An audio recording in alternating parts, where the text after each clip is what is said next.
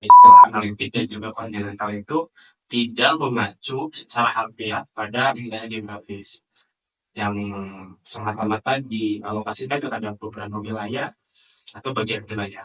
Memang benar bahwa filsafat analitik itu berkembang dominan di Inggris, Amerika Serikat, dan juga negara-negara persemakmuran lainnya. Sementara bahwa filsafat kontinental dia berangkat dari daerah Eropa ya, yang khususnya seperti Jerman dan juga Prancis. Namun ya pembelahan ini memang bersifat.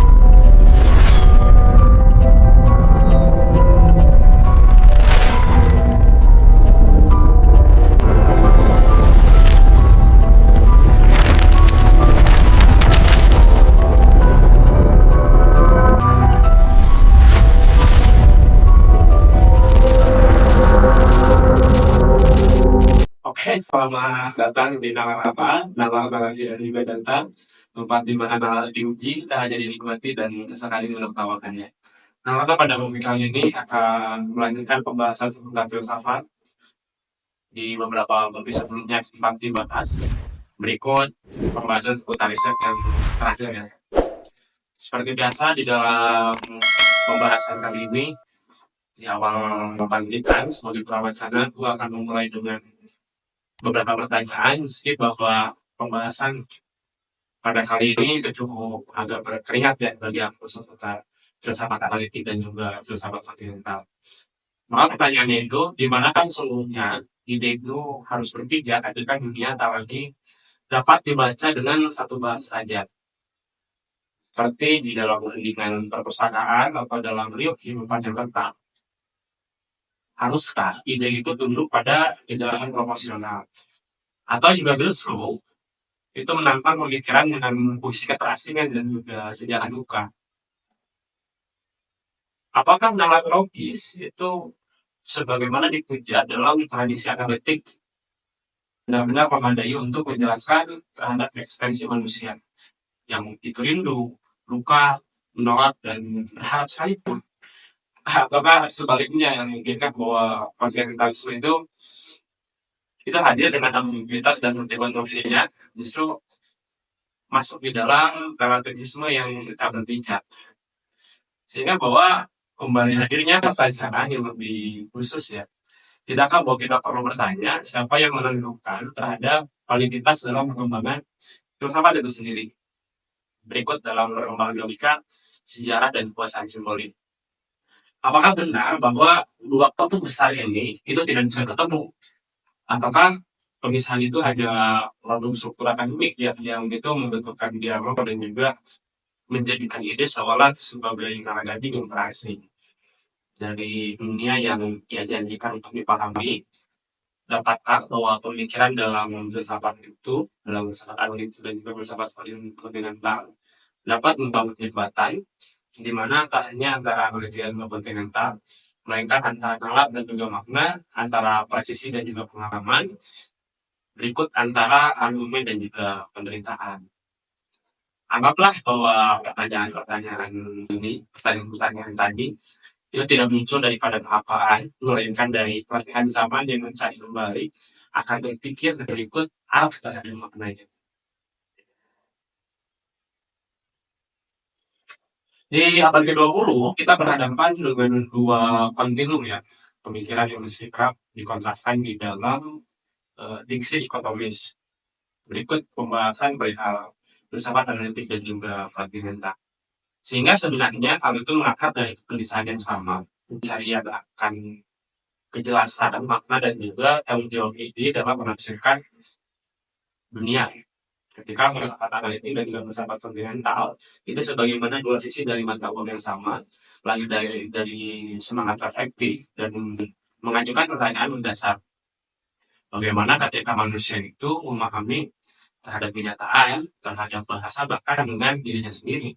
Meskipun bahwa jalan yang ditempuh, keduanya itu sangatlah berlainan.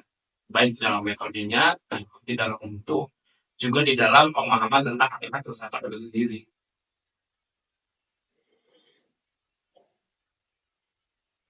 Lalu sebelum kita dapat memahami dengan mendalam ya keterkaitan yang juga bagiku keterangannya itu pula itu dialog di antara dua tradisi yang dimana kita mesti terlebih dahulu memaparkan secara hakikat, secara ontologis, berikut secara epistemologi ya, dari masing-masing pendekatan. Apa yang dimaksud dengan filsafat analitik itu, dan bagaimana kita memahami filsafat kontinental secara konsensus, secara konseptual, tanpa terjebak di dalam prasangka institusional, maupun juga terhadap redaksi yang itu sering mereduksi terhadap nilai geografis, yang itu seolah seringkali menyederhanakan terhadap diri khususnya. Pertama-tama bahwa penting ditegaskan bahwa istilah analitik dan juga kontinental itu tidak mengacu secara harfiah pada wilayah geografis yang semata-mata dialokasikan terhadap beberapa wilayah atau bagian wilayah. Memang benar bahwa filsafat analitik itu berkembang dominan di Inggris, Amerika Serikat, dan juga negara-negara persemakmurannya. Sementara bahwa filsafat kontinental dia berangkat dari daerah Eropa ya, yang khususnya seperti Jerman dan juga Prancis. Namun ya pembelahan ini memang bersifat lebih konseptual dan juga metodologis ketimbang sekedar parsial seperti yang dikemukakan oleh Brian Wetter dalam The Oxford Handbook of Continental Philosophy pada tahun 2007. Sehingga label kontinental itu lebih merupakan kategori konseptual yang mencakup berbagai tradisi seperti fenomenologi, eksistensialisme, strukturalisme, bahkan juga post-strukturalisme. Sementara bahwa analitik itu merujuk pada orientasi metodologi yang itu menekankan secara presisi terhadap logika, analisis bahasa berikut klarifikasi secara konsensusnya. Akar filsafat analitik itu secara mula umumnya ditelusuri oleh Otto Frank, ya, seorang kawan Jerman yang dalam karya meninggalnya Bergspräch pada tahun 1879. Ia memperkenalkan sistem logika simbolik bahwa Frank dia percaya kebingungan dalam filsafat itu banyak disebabkan oleh kekeliruan dalam struktur bahasa yang itu alami dan bahasa formal di dalam pemurnian pemikiran dari pengaruh-pengaruh ideologis.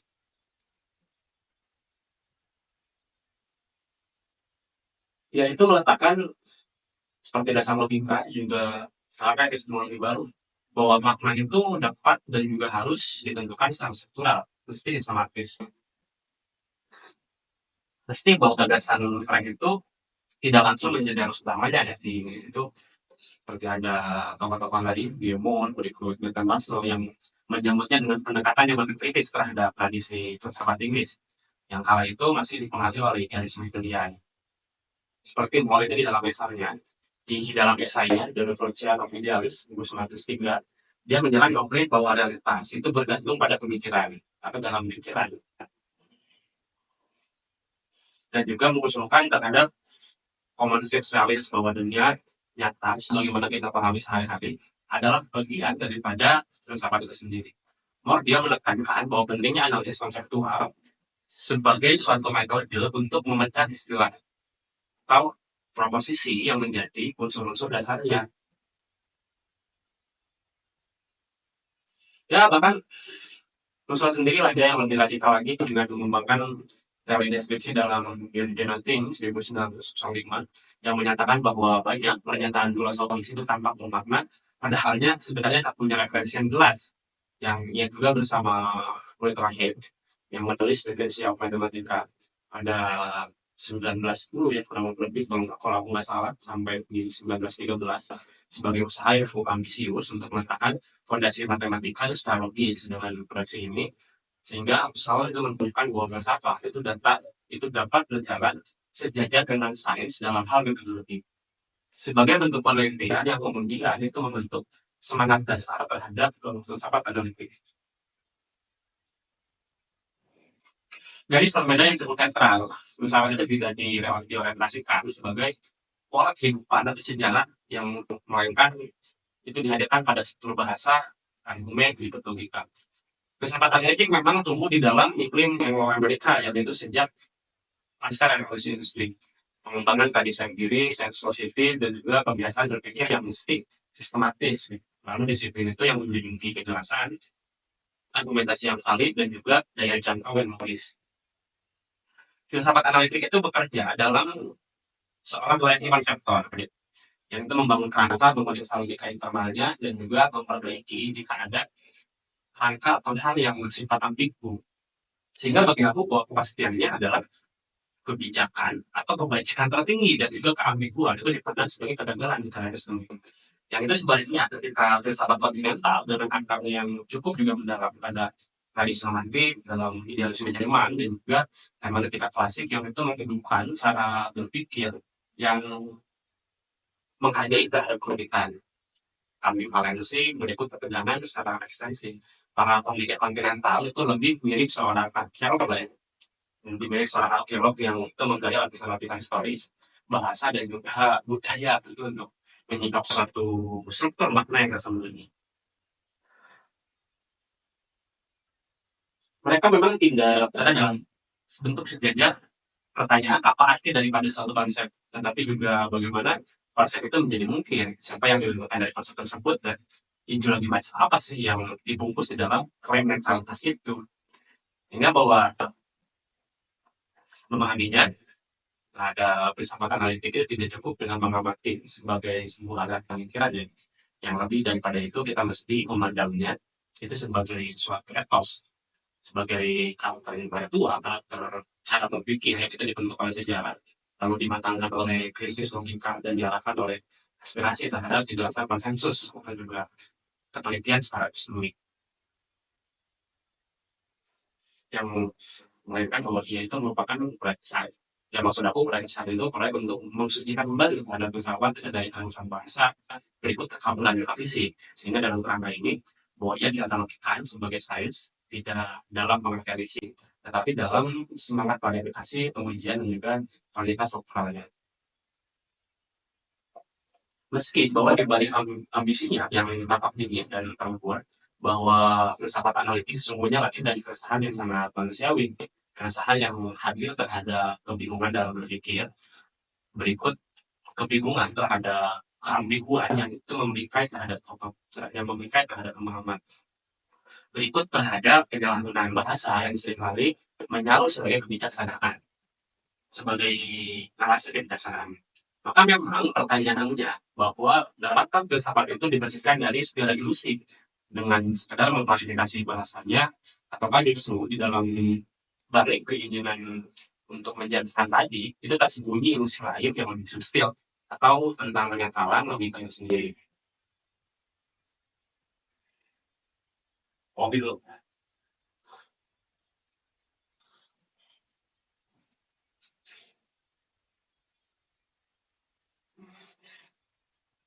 Ya, filsafat analitik itu secara konseptual itu dapat dipahami sebagai suatu pendekatan dalam filsafat yang bertumpu pada usaha untuk mengurai masalah melalui analisis logis dan tadi. Berikut linguistik yang tajam yang ia lahir dari semangat pembaruan yang berasal dari penolakan terhadap metafisika spekulatif ala-ala idealisme Jerman ya. Khususnya idealisme pemikiran yang itu berkembang oleh Hegel, yang berkembang sebagai suatu sintesis antara filsafat Inggris yang empiris dengan logika matematika itu yang dibawa oleh para pemikir dari benua Eropa Tengah seperti Frank tadi. Berikut pada perkembangan mixed awal. Ya, kata utamanya dari filsafat analitik itu ia mengutamakan atau hadirnya pengutamaan dalam bentuk bahasa sebagai kunci dalam membaca persoalan. Seperti Frey dalam menunjukkan bahwa banyak kebingungan filosofis itu muncul dari ambigu dalam struktur bahasa yang alami. Dengan demikian bahwa Frey itu merintis jalan ke arah logikalisasi pemikiran, bahwa analisis konseptual yang presisi itu harus menggunakan pandang logika formal. Yang hal itu kemudian diperkuat oleh Bertrand Russell dan juga Alfred Whitehead dalam karya monumentalnya, prinsipnya matematika, yang coba membangun matematika dari prinsip logika yang paling mendasar. Lalu ya, tujuannya itu untuk menunjukkan ya bahwa argumen filosofis itu harus tunduk pada prinsip rasional dan juga koherensi internal yang tepat. Di dalam upaya itu juga ada spirit upaya atau juga ada segmen upaya untuk membebaskan filsafat dari matematika dan juga retorika spekulatif. Filsafat analitik itu justru membangun dunia konseptualnya sendiri, semacam dalam pertanyaan apakah mungkin seluruh dimensi eksistensial dan historis manusia itu direduksi ke dalam proposisi yang dapat diuji validitas logisnya. Sehingga bahwa di Wittgenstein awal dalam Tractus Logico Philosophus 1991 membawa pendekatan ini ke dalam puncaknya, yang dimana menyatakan bahwa the words is also is was strukturologis dari bahasa itu menceritakan strukturologis dari dunia, yang meski itu ada dalam fase lanjutannya di dalam philosophical investigation. Wittgenstein itu dia sendiri yang mengkritik pandangannya dulu dan memperkenalkan terhadap konsep language games, yang itu bahwa makna itu tidak bersifat tetap dan logis, melainkan hasil daripada praktik sosial yang terletak di dalam konteks penggunaan.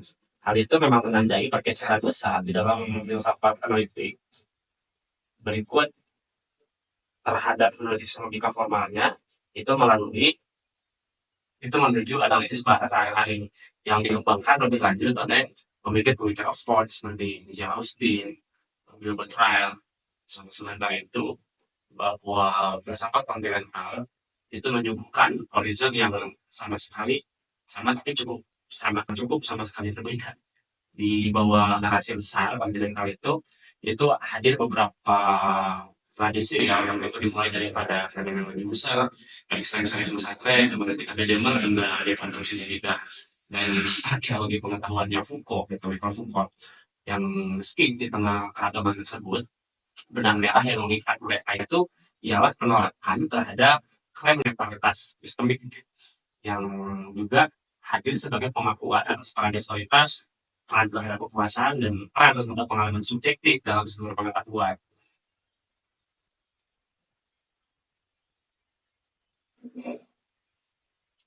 Sehingga bahwa filsafat kontinental itu berpijak pada pandangan bahwa filsafat tak melulu soal menganalisis proposisi yang berbeda dengan analitik tadi, tetapi juga menafsirkan bahwa eksistensi manusia di dalam dunia yang penuh keambiguan itu berikut ketegangan terhadap maknanya, ya seperti usaha di logical investigation dan juga ide strengthening fenomenologi itu di 10 tahun pascanya, 1913, yang itu menyatakan bahwa filsafat itu harus kembali kepada hal-hal itu sendiri, Zudensize themselves, gitu, yang itu disebut sebagai pengalaman langsung sebagaimana dia dialami oleh kesadaran, sehingga bahwa realitas ya kumpulan fakta objektif yang dapat dirumuskan dalam logika simbolik juga sebagai medan pengalaman yang itu hidup secara intensional dan terbuka bagi penafsiran.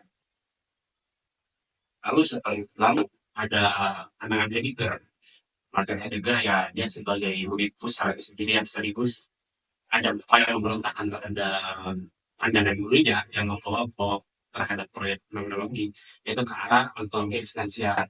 Ya di karya klasiknya ya, 1927, bahwa Heidegger dia mengikat keberadaan manusia itu sebagai dasar makhluk yang selalu berada dalam dunia, yang itu terlempar ke dalam waktu dan hidup dalam kekhawatiran terhadap kematian.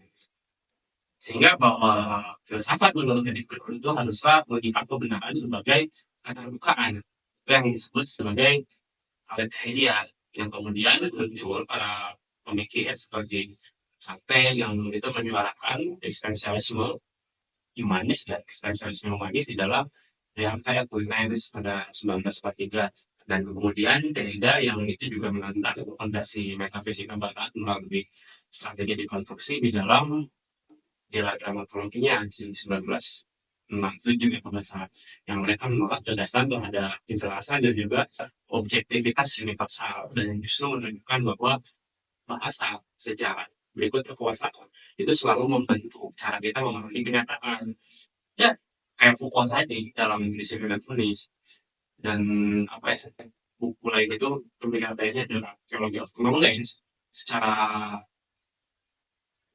upaya berpikirnya secara kritiknya menunjukkan bagaimana institusi sosial itu membentuk struktur pengetahuan dan juga menormalisasi bentuk-bentuk dalam bingkai kekuasaan yang tak asal mata. Lalu filsafat analitik dan juga fundamental itu memiliki perbedaan dasar di dalam hal yang itu hadir dalam revisi epistemologis gaya berpikir dengan orientasi ideologisnya terhadap dunia dan juga manusia. Meski bahwa di balik istilah analitik dan juga di dalam istilah kontinental ada sejarah yang cukup kaya atas sejarah itu sendiri, ada pergolakan pemikiran yang cukup sengit, serta ada klaim-klaim epistemik yang saling mendedikasikan, kadang secara terang-terangan, kadang secara implisit, di dalam teks-teks filosofis yang ambigu dan juga menjelinap terhadap lapisan-lapisan maknanya. Maka, apakah perbedaan antara keduanya itu adalah persoalan gaya dan teknik semata? Ataukah perbedaan itu lebih menyentuh terhadap akal secara ontologinya? Berikut epistemologi yang lebih mendalam. Mengapa para pemikir itu dari satu tradisi pada tradisi yang lain itu sering menolak validitasnya atau bahkan rasionalitas yang hadir dalam pendekatan yang lain? Apakah pemisahan ini kita masih cukup relevan di dalam era postmodernisme yang semakin mencairkan batasan disipliner yang secara historis sebelum masuk ke awal abad 20 tidak dikenal pembagian yang tajam antara dua blok ini. Saat itu memang Eropa masih membentuk suatu medan perdebatan yang cukup utuh meskipun itu dipenuhi dengan perbedaan pendekatan dan juga orientasi pemikiran ya kan dan juga Engels seperti Schopenhauer dan juga Kierkegaard, Nietzsche dan juga Nietzsche, Nietzsche dan juga dan Sartre yang semuanya itu bicara dalam satu narasi bahasa meskipun di dalam dialog yang berbeda tentang pertanyaan-pertanyaan besar tentang kebenaran, kebebasan, eksistensi dan juga nilai. Meski bahwa menjelang pada abad ke-20, perkembangan pemikirannya itu terpecah dalam dua proyek intelektual yang mengambil arah yang tidak sama atau juga mengambil arah yang berbeda. Di satu sisi muncul apa yang disebut sebagai revolusi analitik di Inggris ya oleh Bertrand Russell dan juga Tim Wall yang itu dikembangkan oleh Ludwig Stein dalam lingkaran positivistik logis. Berikut di positivistik logis Wiener. Di sisi lain, daratan Eropa juga menyaksikan kekuatan kembali fenomenologi lewat Immanuel Husserl yang kemudian itu berkembang menjadi eksistensialisme hermeneutika lewat Heidegger sampai Hume hingga dekonstruksi Jacques Derrida. Sehingga perpecahan ini itu diperparah oleh faktor geografis, faktor institusional dan juga linguistik itu sendiri. Bahasa Inggris dan Jerman atau kemudian di Prancis itu menjadi medan peran secara epistemik yang saling memakai diri kayak universitas Amerika itu mengadopsi analisis logis dan juga kebiasaan dan tulis yang cukup ketat. Sementara universitas atau kampus-kampus Eropa daratan yang cukup ketat dan juga ketat mempertahankan tradisi spekulatif atau tradisi yang disebut historis dan juga praktik. Sehingga dengan demikian dua perusahaan tadi itu membentuk tidak hanya dalam orientasi teoritis ya, tetapi juga di dalam gaya hidup akademik dan juga etos intelektual yang juga menyertainya.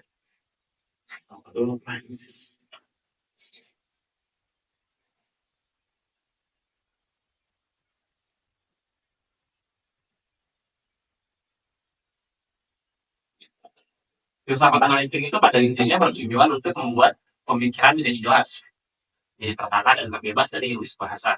Yang itu lahir sebagai reaksi terhadap apa yang dimaksud sebagai mistifikasi dan juga kerancuan di dalam tradisi berpikir spekulatif, terutama metafisika idealis ala Hegel. Berikut Hegelian. Para tokohnya itu melihat bahwa banyak persoalan yang muncul karena kekeliruan dalam memahami penggunaan bahasa. Maka melalui alat-alat logika simbolik, filsafat itu diposisikan sebagai aktivitas analisis konseptual yang tepat dan juga ketat, sistematis dan jika mungkin empiris.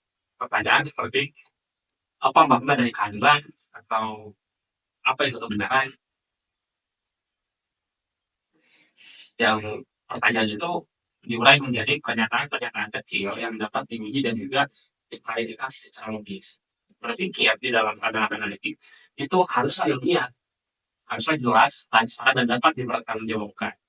Berikut di batang ulang. Sedangkan filsafat kontinental dengan akarnya yang juga kuat dalam tradisi Jerman berikut Prancis itu meyakini bahwa pemikiran manusia itu tidak pernah netral, sehingga berpikir dalam filsafat kontinental ialah bagian dari sejarah manusia yang berbentuk dalam konteks budaya, dalam konteks bahasa dan relasi kuasanya. Alih-alih mengejar kejelasan formal, justru bahwa filsafat kontinental itu mengejar pemahaman yang mendalam tentang kondisi eksistensial terhadap manusia itu sendiri. Krisis di dalam makna, di dalam pergerakan sejarah, struktur ideologis yang itu membentuk terhadap atensi kesadaran. Di Heidegger misalnya, dia tidak memulai dari pertanyaan apa itu eksistensi, tetapi mengapa ada sesuatu daripada tidak ada sama sekali gitu. Sehingga ya ikut seperti Foucault bahwa ya dia lebih jauh menunjukkan pengetahuan dan kebudayaan adalah produk dari struktur kuasa, tidak dari entitas yang netral gitu objektif. Gitu. Memang perkembangan manusia dalam berpikir ini tidak bisa dipisahkan dalam berbagai disiplin seperti politik, bahasa, dan juga sejarah. Meski bahwa pendekatan pemerintah juga menghadapi kritiknya, bahasa cukup lumayan seru, kayak penulisan yang metaforis serta afinitas terhadap spekulasi itu sering dianggap sebagai hambatan komunikasi dan juga kekerasan akademik, yang itu menimbulkan semacam beberapa pertanyaan. Bukankah bahwa manusia itu seharusnya dapat dipahami dan juga diuji argumentasinya dalam berpikir secara terbuka? Bukankah gaya yang terlalu sastrani itu bisa menutup kosongan konseptual?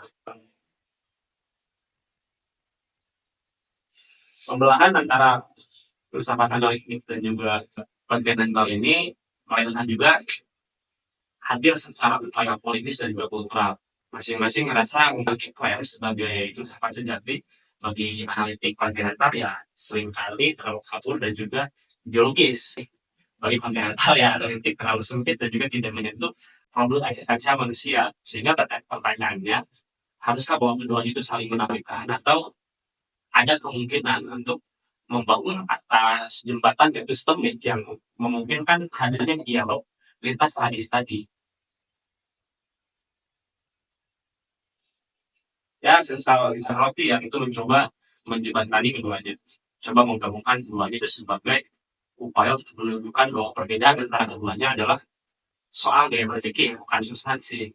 Ya, filsafat dalam pandangannya itu ia bukanlah cermin dari alam atau benar absolut, tetapi perbedaan diskursif atau yang perbedaan diskursus dalam komunikasi bahasa.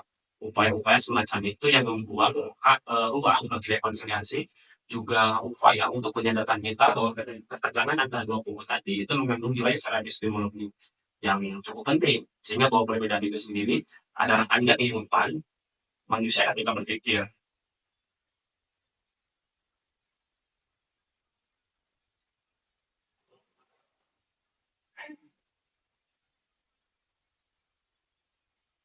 Lalu pertanyaannya, apakah filsafat itu harus memilih antara analitik atau kontinental, ataukah masa depan berpikir ide itu terletak pada keberanian untuk melampaui batas-batas keduanya tanpa menghapus sejarah, tanpa mengabaikan, dan juga tanpa kehilangan kedalaman makna.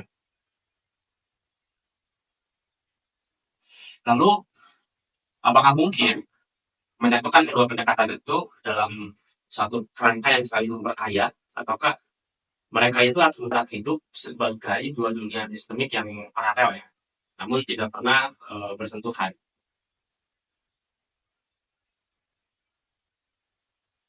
Ketika di satu sisi analitik itu menegaskan pentingnya kejelasan dan juga disiplin logis, yang di sisi lain ketika kontinental mengingatkan kita pada kekayaan pengalaman manusia yang itu tak selalu bisa dijelaskan di dalam bahasa formalnya. Memang di dalam ketegangan itu aku menemukan dinamika yang justru memperkaya dalam perkembangan pemikiran itu sendiri, yang itu hadir sebagai refleksi kritis atas kehidupan.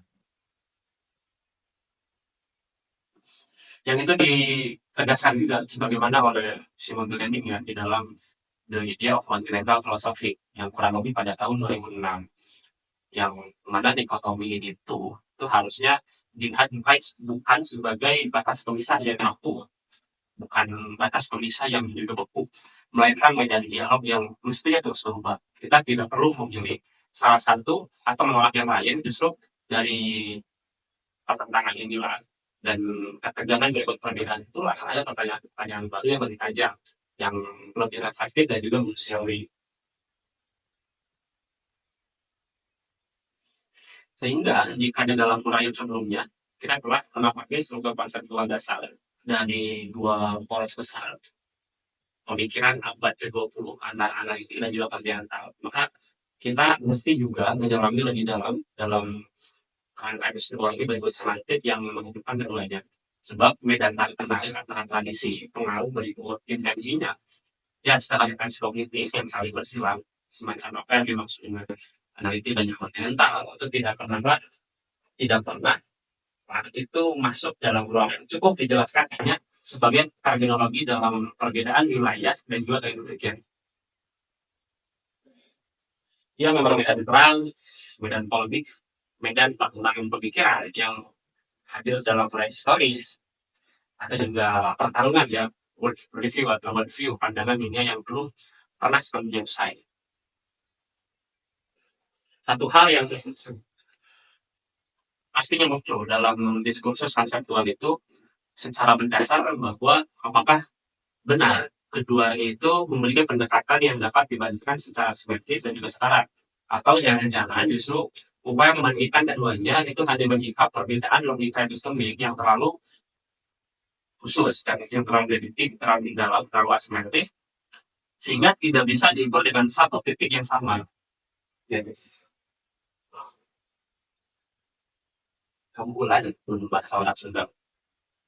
Nah, analitik itu mengasumsikan bahwa kebenaran bisa didekati melalui klasifikasi proporsional. Maka kontinental juga mempertanyakan batas-batas proposisi itu sendiri. Yang satu menjadikan analisis sebagai instrumen utama, maka yang selanjutnya juga itu menaruh curiga terhadap analisis yang mengkabulkan terhadap makna dalam sejarah dan juga pengalaman itu sendiri. Memang tetapi, perlukah kita juga jatuh ke dalam perang dikotomi yang tidak terlihat itu? Tidakkah keduanya pada tingkatnya itu sedang menatap realitas dari jendela yang berbeda? Bukankah bahwa keduanya itu mengarah pada landscape yang sama, ya, yaitu kenyataan manusia yang selalu terbuka bagi pertanyaan, bagi pencarian dan juga pertaruhan atas makna. Tentu memang kehati-hatian secara mendalam ya yang diperlukan di sini. Kita tidak bisa menyederhanakan perbedaan itu sebagai perbedaan saja atau kebiasaan berbeda semata. Meski bahwa di balik perbedaan itu memiliki pendekatan, ada asumsi dasar yang mendukung pandangan tentang apa itu dan apa dan juga apa tugas yang bersifat itu dan bagaimana ia harus dijalankan. Yang seperti dikemukakan oleh Hans Johann Bloch ya di dalam bukunya yang berjudul What is Analytic Philosophy pada tahun 2008. Filsafat analitik itu ditandai pada komitmen oleh metode argumentatif, perhatian pada bahasa dan juga semangat anti metafisik. Yang sementara itu Simon Critchley dalam Continental Philosophy of Self-Introduction yang menunjukkan bahwa filsafat kontinental itu mengandaikan pemahaman terhadap sejarah hadir sebagai ruang artikulasi makna dan juga subjektivitas itu sebagai lokus penyingkapan dunia.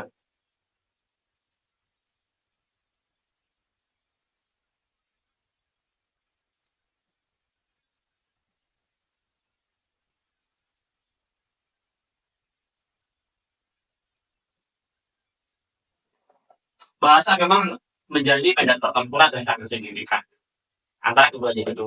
Juga ketepatan, juga kejelasan yang katakanlah hadir sebagai landas negatifnya. Meski di dalam tradisi kontinental bahasa itu tidak diartikan sebagai medium netral, melainkan struktur yang membentuk cara kita memahami realitasnya. Seperti Derrida misalnya di metodologi yang memperkenalkan ide itu tidak ada makna tadi di balik bahasa, ketika makna itu selalu ditangguhkan, selalu tertunda dalam jaringan penandaan yang tak final. Ya, hal itu menunjukkan bahwa tidak ada akhir dari interpretasi. Maka disitulah titik pandangan yang cukup tajam antara pertentangan dua segmen tadi. Yang satu ketika menghendaki titik akhir berupa penjelasan, yang lain menyatakan bahwa makna itu selalu menjadi proses menjadi. Berikut lebih daripada itu, orientasi terhadap sejarah dan juga politik itu juga membedakan keduanya secara signifikan. Filsafat kontinental itu seringkali bersifat eksplisit di dalam menggali dimensi historis. Dan berikut beberapa definisi lain dalam ruang ideologis bahkan politis dari gagasan-gagasan filosofis. Ya seperti Foucault tadi yang menunjukkan bahwa struktur pengetahuan itu tidak pernah netral. Ada relasi kuasa yang hadir dalam pengetahuan dan kuasa itu sendiri selalu dibentuk dan membantu kekuasaan. Yang itu berbeda daripada filsafat analitik yang di dalam banyaknya variabel utamanya lebih cenderung memisahkan hal demikian tadi itu dari isu-isu politik yang menekankan otonomi diskursus yang lebih konseptual. Meski semisal Zeitgeist dalam maksud yang diartikan sebagai semangat zaman, dalam konteks ini mulai membolehkan batas-batas aku antara dua tradisi sejumlah pemikir baik dari kubu analitik maupun juga dari kubu kontinental mulai menyadari bahwa keterbatasan masing-masing pendekatan dapat saling mengkoreksinya. Kayak semisal dari Charles yang tadi sebagai contoh yang mencoba mengkabulkan batas tadi itu melalui pendekatan pragmatis yang menolak keistimewaan dan historik dalam satu tradisi yang di atas yang lain.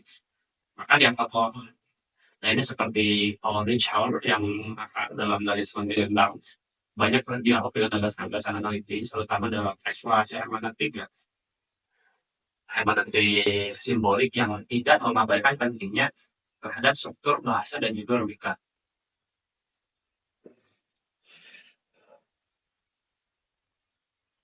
Sehingga di balik semua narasi besar yang hadir dalam pemikiran otak ini, terdapat satu simbol sejarah yang terus membayang, yaitu perpecahan antara filsafat analitik dan juga kontinental, boleh juga disebut ya, terus sebutnya sebagai luka yang belum benar-benar sembuh, yang terus dirawat oleh para pemikir dan generasi-generasinya sebelum pencerahan ini menggerus menjadi oposisi yang seolah tak terjebak tadi. Atau juga kita itu perlu tanyakan kembali bahwa bagaimana awalnya dua jalan ini bertolak belakang, apa yang sebenarnya terjadi, dan barangkali yang lebih penting itu apakah bahwa mereka itu benar-benar dua sub yang saling berbeda, yang segalanya bisa dikatakan bermula daripada pengaruh besar idealisme Jerman, terutama ya pengaruh daripada Hegel. Yang Hegel itu di dalam Phenomenology of Spirit di abad 18 awal, kurang lebih 1807, yang memformulasikan bahwa suatu sistem yang total dalam ruang dialektik berikut historis. Hegel itu tidak memandang filsafat sebagai pencarian kebenaran, tetapi sebagai ekspresi yang hadir secara rasional dari Grace ya, yang itu disebut sebagai roh yang sedang menuju dalam sejarah. Sehingga bahwa hal itu menjadi narasi kosmik tentang bagaimana kesadaran manusia itu berkembang, lalu mengalami keterasingan dan akhirnya damai dengan dirinya sendiri.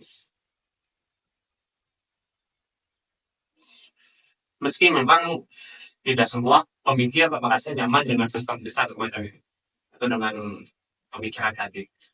Di Inggris pada akhir abad ke-19 itu mulai muncul reaksi terhadap berpikir Hegelian yang dominan di universitas atau di kampus-kampus, khususnya kayak misal di Oxford, di Cambridge, dua nama besar itu, ya Guillemot dan juga Russell tampil sebagai pembaharu yang menolak analis spekulatif dan juga menggantinya dengan apa yang mereka sebut sebagai common sensualism dan juga analis logis.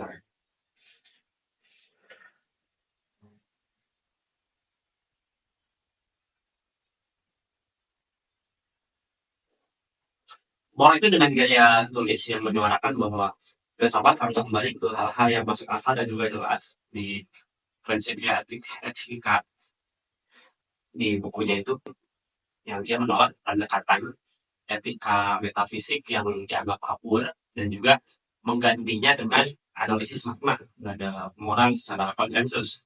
Berikut Russell yang lebih secara teknis, berikut sistematik, membawa serta logika matematika modern itu ke dalam filsafat yang menyatakan bahwa kebingungan filsafat seringkali hanyalah akibat dari kebingungan bahasa. Meski bahwa perpecahan itu pula semakin menguat ya ketika karantina Venus Rockall yang terdiri daripada pemikir berikut ilmuwan seperti Joseph Carnot, Maurice Strauss, berikut atau Neratz yang membawa ide-ide Russell dan Winston itu sebagai perantara awal pada level yang lebih tinggi dan lebih ekstrim itu. Yang mereka menolak segala bentuk metafisika, agama, dan juga bahkan nilai estetika karena hal itu dianggap tidak dapat diverifikasi secara empiris. Prinsip verifikasi yang itu menjadi landasan tunggal bahwa makna suatu pernyataan itu ditentukan oleh kemampuannya untuk diverifikasi secara ilmiah. Hingga tugasnya itu tidak mencari makna terdalam dari eksistensi, tetapi menyusun ulang bahasa manusia agar konsisten dan juga sesuai yang ada jadi ilmiah. Ya, bisa katakan mimpi atau visi besarnya para pemikir logis itu sesederhana berikut sekaligus berambisi itu mengubah filsafat menjadi sains logis murni.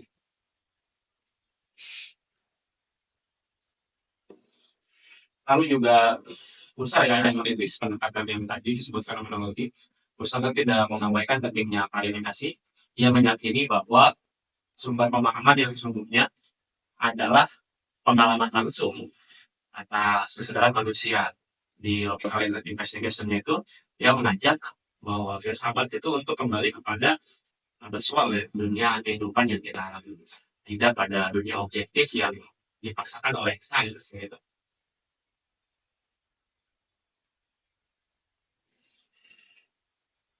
Husserl itu dalam fenomenologinya yang kemudian menginspirasi tokoh-tokoh lainnya. Ya, kayak misal Heidegger yang membawa fenomenologi itu dari epistemologi ke dalam ontologi eksistensi. Heidegger yang tidak lagi bertanya bagaimana kita tahu, tetapi apa makna terhadap menjadi, apa makna menjadi. Sebagaimana baginya berpikir itu harus meningkat terhadap struktur yang tidak bisa dijelaskan oleh logika formal, melainkan hanya dapat dipahami melalui pengalaman berikut bahasa dan juga waktu.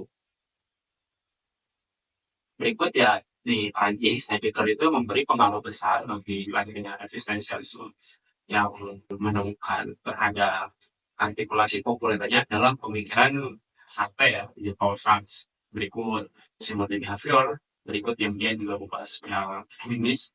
Bahkan oleh kamus eksistensialisme itu menolak evolusi manusia itu menjadi objek sains. Manusia itu ialah makhluk yang dilempar ke dunia bebas dan juga bertanggung jawab atas pamannya sendiri.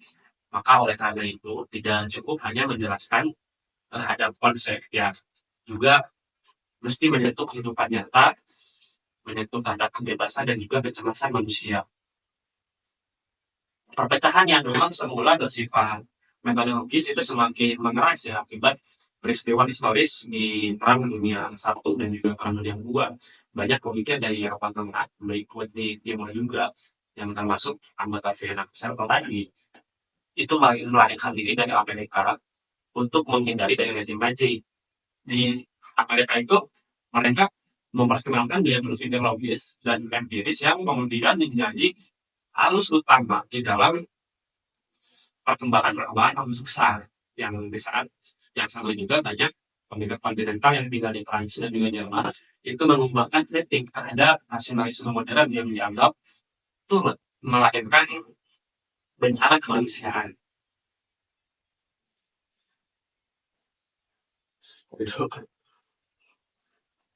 Sambil berpikir apa selanjutnya.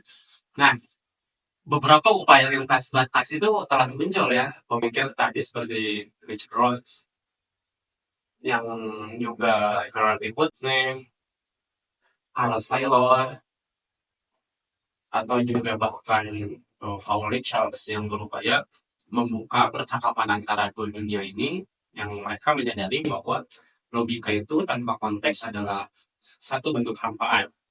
Meski bahwa makna dan kejelasan pun bisa menjadi absurditas yang cukup retoris gitu. Barangkali ya bukan penyatuan yang kita butuhkan itu, tetapi kemampuan untuk mendengarkan satu sama lain.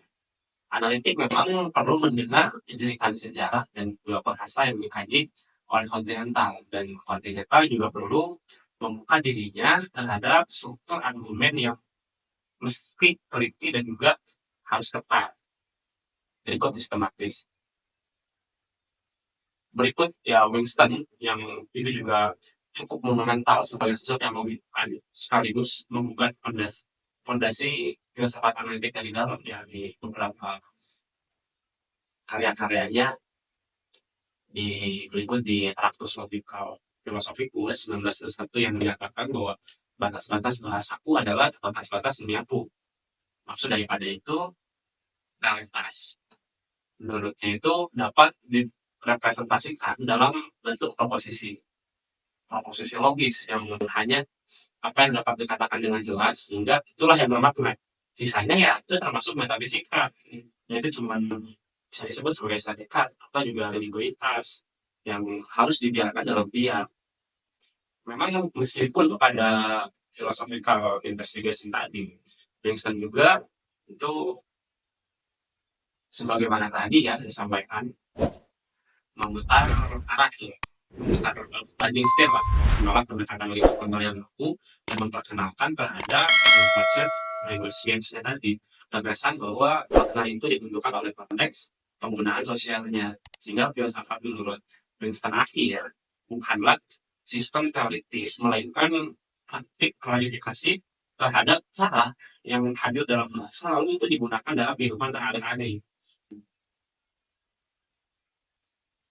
Berikut di semangat Winston itu, di semangat Winston akhir, kalangan pemikir di Oxford seperti John Wright dan juga Peter Swanson yang mengembangkan dalam tradisi filsafat bahasa sehari-hari, ordinary language philosophy, mereka menolak dalam pandangan bahasa biasa itu bersifat kacau dan tidak logis. Sebaliknya, mereka percaya bahwa bahasa sehari-hari itu justru menyimpan kebijaksanaan sosialnya yang cukup kaya, dan juga tugasnya itu ialah membaca dengan teliti nuansa penggunaan bahasa tersebut. Lalu Augustine juga di dalam How to Think with Words ya 1962 memperkenalkan teori tindak tutur speech arts, bahwa tidak masuk atau tidak berbicara, kita tidak hanya menggambarkan dunia, tapi juga melakukan sesuatu, berjanji, memerintah, menanyakan, mengukur. Sehingga menurutnya hal dalam nilai filsafat itu harus memperhatikan konteks formatif dan jarak, tidak hanya struktur logisnya. Sedangkan bahwa Ryle di The Concept of Mind 1949 itu menduga terhadap dualisme Descartes dan juga memperkenalkan istilah kategori kesalahan. Nah, disebut kategori mistakes gitu, yang dimana menurutnya itu banyak kebingungan yang muncul ketika orang-orang menyusun pertanyaan dengan kategori yang salah, misal memperlakukan pikiran ini sebagai entitas fisik, padahal ia adalah cara bicara tentang perilaku.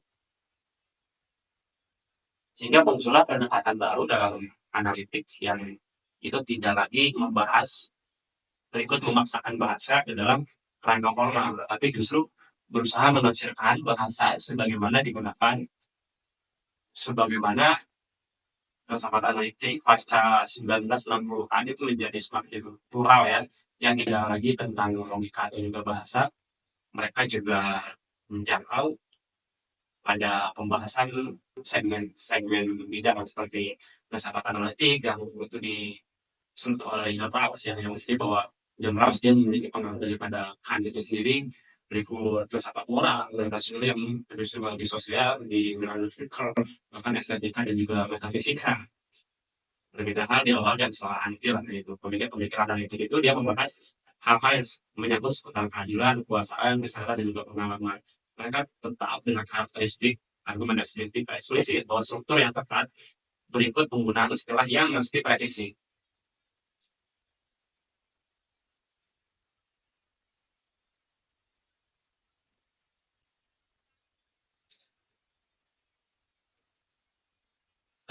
Keterbukaan lalu juga muncul seperti Thomas Liddell, Malmanus Baum, juga Timothy Williamson yang juga menyentuh isu-isu yang juga memperhatikan tadi disebut dengan terhadap subjektivitasnya, balik berikut di dalam narratif, hingga eksistensialisme itu sendiri masih dalam pendekatan yang tetap menggunakan keadaan analitik.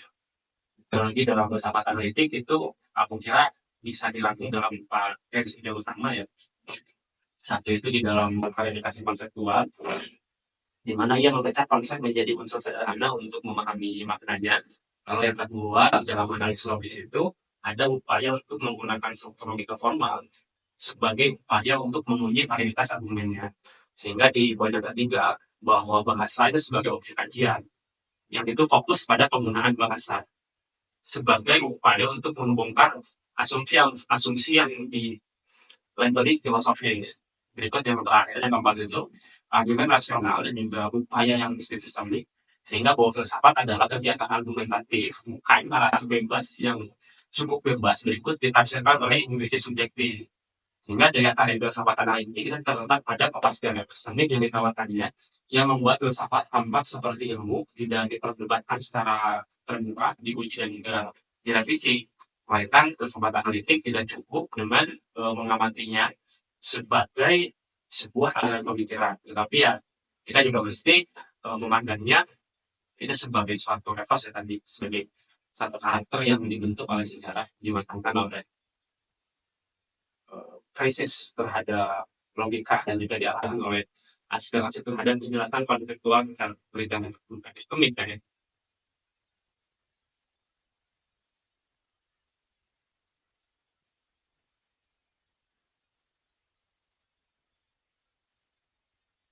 Meski ya lahir dari keresahan yang sangat manusiawi, keresahan terhadap kebingungan dalam berpikir, terhadap ambigu yang membingkai terhadap pemahaman, dan juga terhadap penyalahgunaan ya dalam bahasa yang seringkali menyatu itu sebagai kebijaksanaan.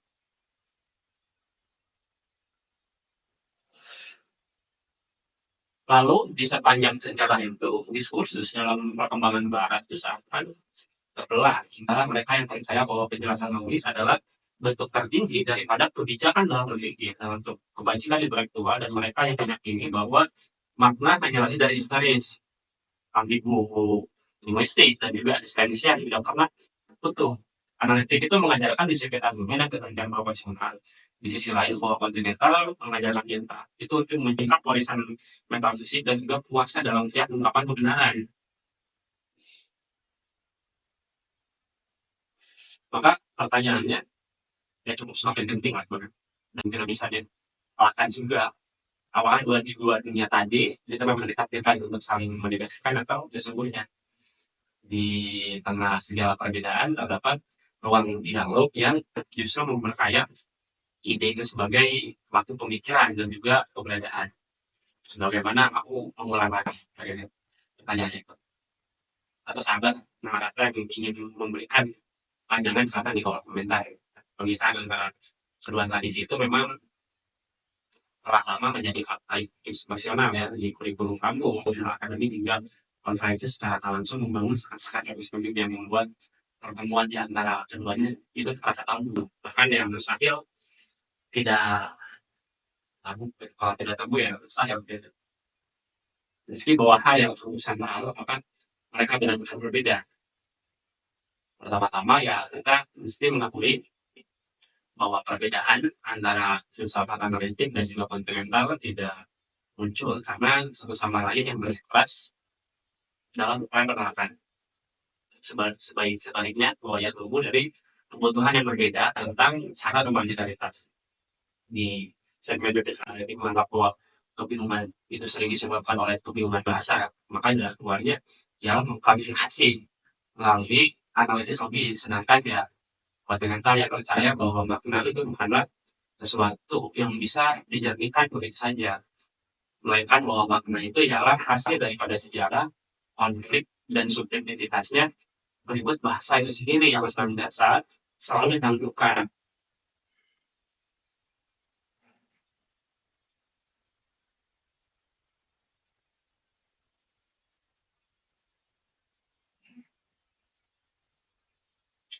Sehingga di titik tadi lah mereka bersinggungan, keduanya sama-sama menjadikan bahasa sebagai medan utama dan yang satu menganggapnya sebagai sarana untuk menjernihkan atas makna, yang lainnya juga memandangnya sebagai arena tempat makna itu disembunyikan dan juga dibongkar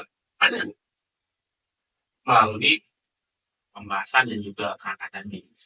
Perbedaan pendekatan itu lebih menyerupai perbedaan arah pandangan dari jendela yang sama daripada dua dunia yang terisolasi total. Dengan kata lain, bahwa ketegangan mereka itu bersifat permanentis ya, bukan ontologis kali.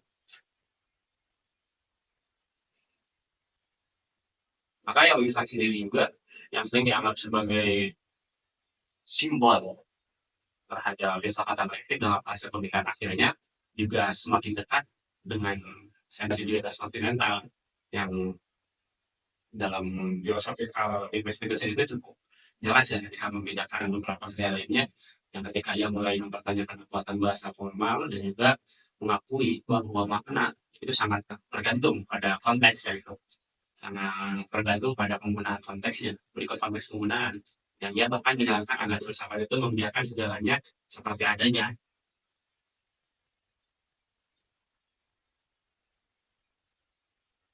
Lalu suatu nada pasrah yang lebih dekat kepada Heidegger ketimbang dengan Husserl, apakah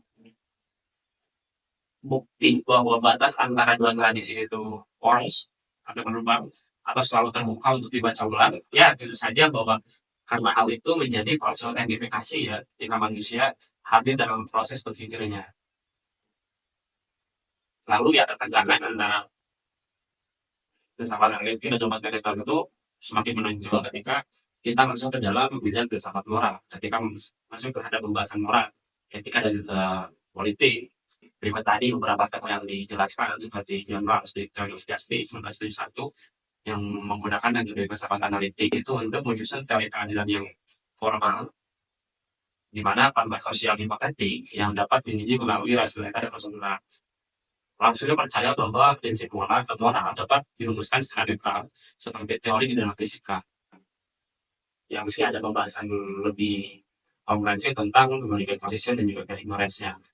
Cuma itu di pembahasan yang kita bahas.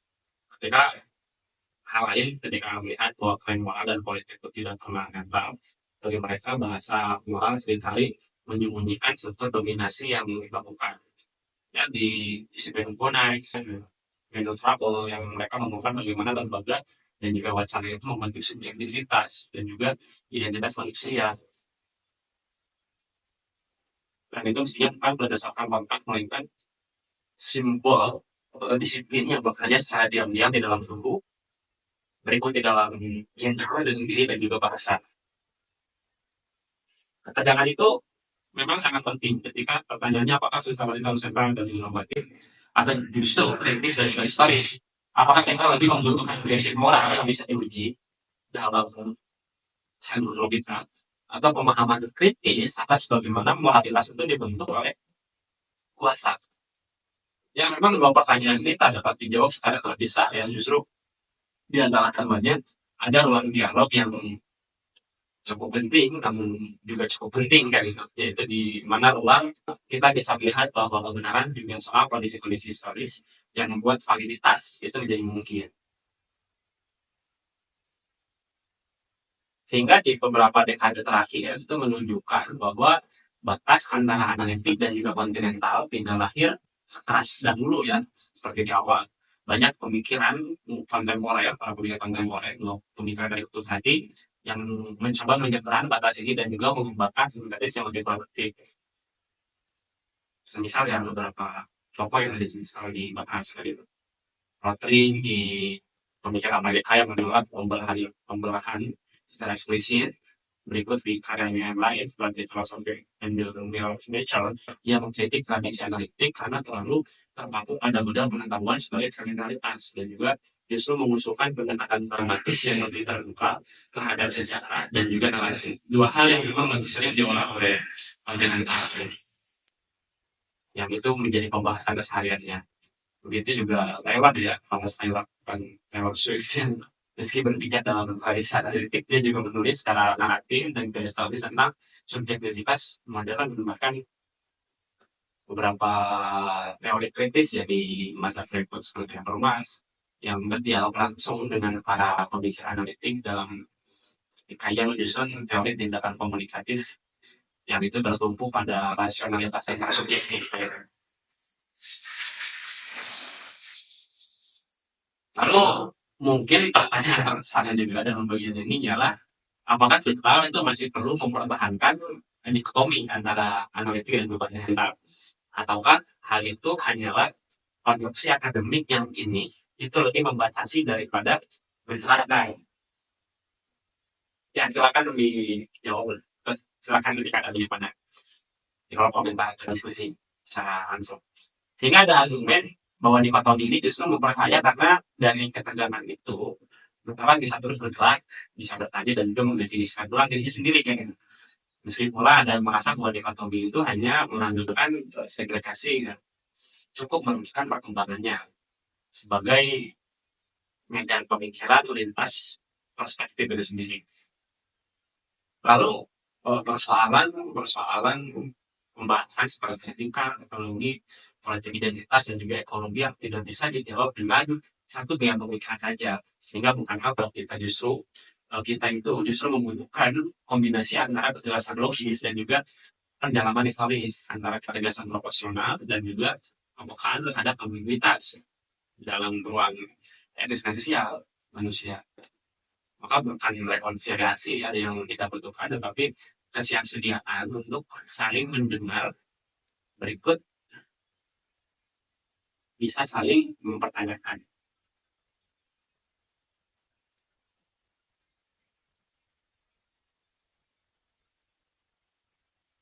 Lalu memang zaman kita itu ini tidak hanya ditandai oleh ledakan teknologi dan juga industri informasi ya, tetapi juga krisis makna yang merayap dalam dunia yang semakin terdigitalisasi, terotomatisasi, dan juga terseret oleh kuasa data, berikut algoritma yang itu sedang ramai ketika kita dihadapkan pada satu pertanyaan kembali yang mengingatkan dan tidak pernah benar-benar besar kayak gitu. Kembali dengan pertanyaan ya kan, apa artinya kita menjadi manusia dalam arus perubahan yang nyaris tanpa dari ini? Dan itu juga hadir di teknologi sebelumnya kayak gitu ya pertanyaannya. Cuman ada beberapa kata saja konteks yang beda dalam sesuai bahasa. Sehingga filsafat analitik itu memberikan keteguhan atas kejelasan bahasa, kekuatan logika, dan juga justru menemukan panggung barunya dalam era digital sekarang, seperti ilmu komputer, kecerdasan buatan, dan juga sistem algoritma yang menjadi pembahasan realitas digital. Analitik itu mestinya hadir ketika kita berpikir hal itu sebagai instrumen penting dalam membangun kerangka etis dan juga ruang yang menyisihkan ruang epistemik dalam teknologi ini. Misalnya, aku ambil contoh dalam ranah AI. Dalam ruang artificial intelligence, pendekatan algoritma itu saya digunakan untuk menyusun reasoning berbasis logika dialektik ya, itu dalam teknologi yang teori seperti kontaktual, juga rangkaian kriteria, juga seperti tokoh-tokoh kontemporer, Nick Bostrom, Oxford, Luciano Floridi, yang dia membahas Oxford Internet Institute, menunjukkan bahwa untuk merancang sistem yang adil, kita tidak cukup hanya menggunakan algoritma, teknis algoritma. Kita perlu dasar logis dan juga epistemik yang kuat agar teknologi itu tidak menjadi alat kekuasaan yang tidak terkendali. Begitu pula dalam filosofi bahasa dan juga semantik formal, pemikiran tokoh analitik seperti dalam Davidson, Socrates, berikut relative footnote yang menjadi landasan bagi pengembangan natural language processing NLP dan juga AGI ya, artificial intelligence. Dengan kata lain, analitik juga punya beberapa historis yang terdekat itu menunjukkan bahwa ya algoritma kita justru lebih dari sebelumnya itu membutuhkan analisis konseptual yang itu teliti agar bahasa tidak menjadi kumpulan data yang cenderung dimanipulasi, disimulasi dengan manipulasi. Meski bahwa Continental juga mendekatkan, Continental memberikan penawaran terhadap pendekatan yang lebih solid terhadap relasi manusia dan juga teknologi. Seperti Bernard Stiegler di Prancis yang membuat bahwa teknologi itu tidak pernah ada keberpihakan ya, yang dimana teknologi membentuk memori hati, mengintervensi waktu kesadaran, bahkan menciptakan Armapol, sebuah obat sekaligus racun bagi manusia. Ya, teknologi sebagai kata yang disampaikan Stigler dalam teknik Senta itu adalah eksistensi dari ingatan manusia. Dan karenanya, kita cukup tahu ketika mereka cara kita eksis di dunia virtual gitu. Ya, sementara seperti Byung-Chul Han, pemikir yang naturalisasi lah, Fredrik Benjamin kontemporer ini juga menulis tentang gaya kontemplatif, bagaimana dunia digital itu membentuk subjek minimalistik yang keras gitu ya, narsistik dan juga asing dalam transparansi absolut. Sehingga di dalam tulisannya The Transparency Society dan juga Product Society, Hans itu memperingatkan bahwa logika keterbukaan dan juga efisiensi yang dikejar di era digital sekarang itu justru mengikis terhadap ruang kontemplasi dan juga kedalaman terhadap ruang eksistensi manusia. Maka pertanyaannya lagi, apakah keduanya itu saling menegasikan atau tidak? Justru ya dengan krisis teknologi hari ini, kita itu membutuhkan ketajaman logis dari kedalaman hermeneutik secara bersamaan. Ya, itu silahkan dijawab. Dibantah juga sih kalau pertanyaan itu ya. Berikut epistemologi sosial ini di tradisi Miranda Victor dan Joseph Martina yang membongkar bagaimana bias dalam struktur epistemik. Ketika hal itu menghasilkan ketidakadilan, ya, epistemic injustice, ketidakadilan epistemik, ketika seseorang dikecualikan atau direndahkan sebagai sumber pengetahuan karena latar belakang gender, latar belakang ras atau juga kelas sosialnya, dengan tetap mempertahankan kekuatan logis, sehingga bahwa penelitian tadi itu merangkum beberapa konteks sosial sebagai bagian daripada kerangka epistemik gitu. Memang tradisi kontinental melalui ya teori kritis ya di Mada Frankfurt dan dekonstruksi dari Dean ya Chris Derrida gitu sudah lama mempersoalkan bagaimana wacana pengetahuan itu dibentuk oleh relasi kuasa gitu. Siapa yang akan bicara dan bagaimana otoritas epistemik yang dibangun dan itu dipertahankan. Maka justru juga menggeromboki ya dasar manusia sebagai makhluk yang membutuhkan atas ruang untuk bisa berdiam diri, untuk bisa saling merahasiakan, bahkan ketersembunyian dalam waktu dalam hal-hal yang disunyi dalam membentuk dalam eksistensinya. Sehingga transparansi yang dipikir menurut Hans tadi bukan lagi dibentuk menjadi kebebasan, tetapi mekanisme kontrol yang itu lebih halus, cukup halus karena itu. Ketika manusia yang merasa bebas karena mengunggah segalanya tanpa sadar bahwa dia sedang diawasi oleh sistem yang tidak terlihat. Di titik ini memang kritik kontinental tidak sedang menolak teknologi, melainkan menuntut bahwa hadirnya upaya kandungan bagaimana bahwa teknologi tadi itu membentuk subjektivitasnya. Berikut bagaimana bahwa kita itu menjaga kehendak bebas, dengan intervensi yang itu cukup nyaris absolut, ya cukup nyaris absolut.